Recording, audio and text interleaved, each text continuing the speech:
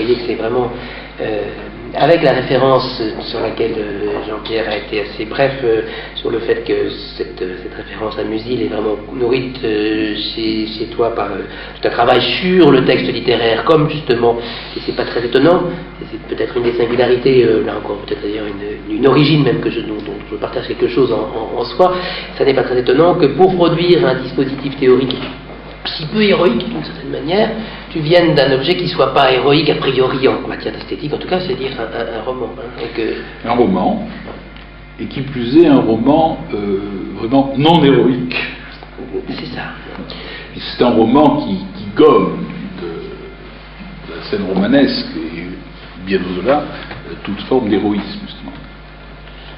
Et je crois que c'est beaucoup autour de ça que se joue un certain nombre de questions sur la création contemporaine, de savoir quel héros s'investit sous la figure de l'artiste, sachant même que les images les plus évidentes de la présence de la signature de l'auteur, enfin, qu'on a beaucoup réduit de manière très régressive, par exemple en relisant La mort de l'auteur de Foucault et Barthes recuisiné, pour essayer de brandir l'idée, effectivement, c'est par là que ça se joue, évidemment, cet héroïsme-là.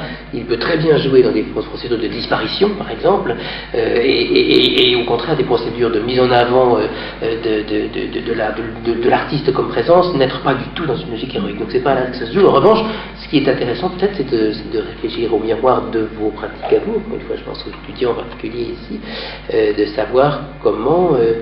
qu'il y a plusieurs rôles possibles dans ce cinéma-là, et qu'il y a vraiment, je crois, nécessité, pour rendre compte de ce que sont les pratiques réelles d'aujourd'hui, de penser à des pratiques non héroïques et à des pratiques, encore une fois, sans qualité. Voilà, alors se reconnaître entre l'héroïsme hérité, peut-être nostalgique, peut-être moteur aussi, parce que la nostalgie n'est pas un projet, et puis cette absence de qualité, peut-être là où c'est à vous de cette manière.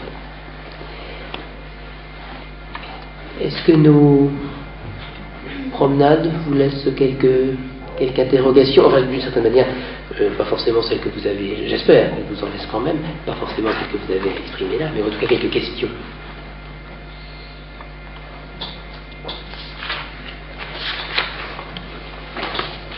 Oui. Est-ce que, à la lumière de tout ce que vous avez énoncé, on pourrait comprendre que vous avez un intérêt particulier, une attirance particulière pour ce qu'on a appelé à une époque l'esthétique relationnelle, et son devenir. Comment vous vous positionnez par rapport à ça?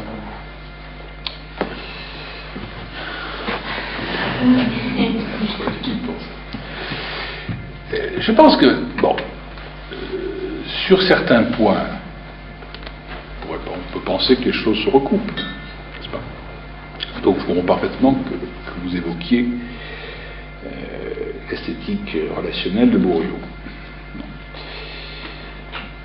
En même temps, il me semble que ce que Bourriaud, dans son livre, l'esthétique relationnelle, est, y compris dans les autres, je pense, y compris les plus récents, post-production, même si il ne défend pas exactement la même chose, n'est-ce pas, il a plutôt enrichi son idée, enfin, c'est un peu transformé, mais je pense que les thèses que Bourriaud défend dans ce livre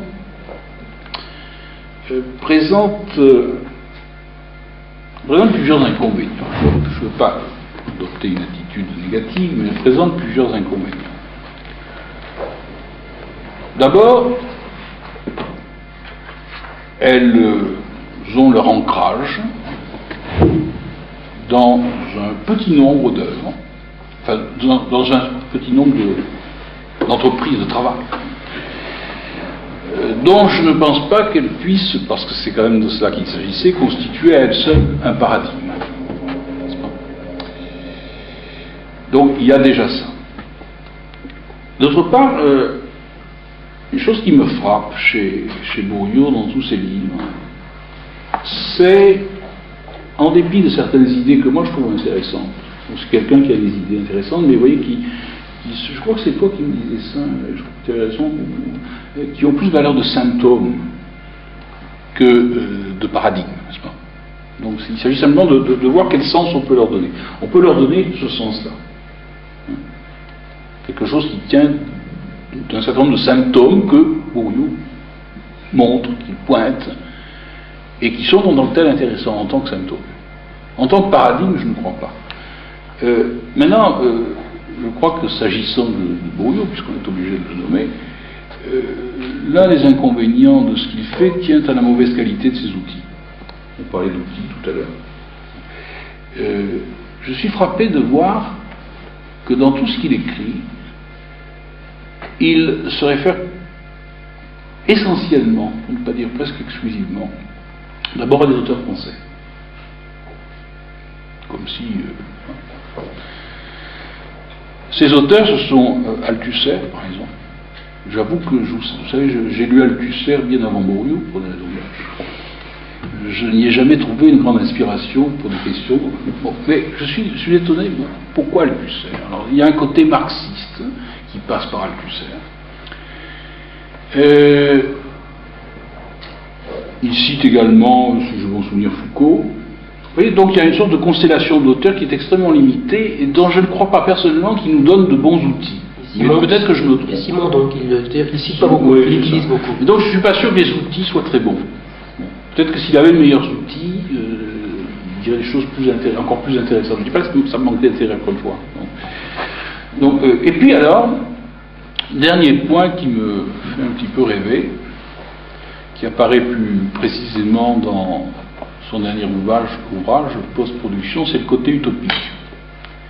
Où l'on retrouve en fait, du coup, peut-être une facette de son marxisme, en tout cas de ce qu'il emprunte à des marxistes. Le côté utopie sociale, dont les pratiques artistiques dont il parle, qui n'ont encore une fois peut-être pas d'autre valeur que de symptômes, seraient en quelque sorte les signes annonciateurs.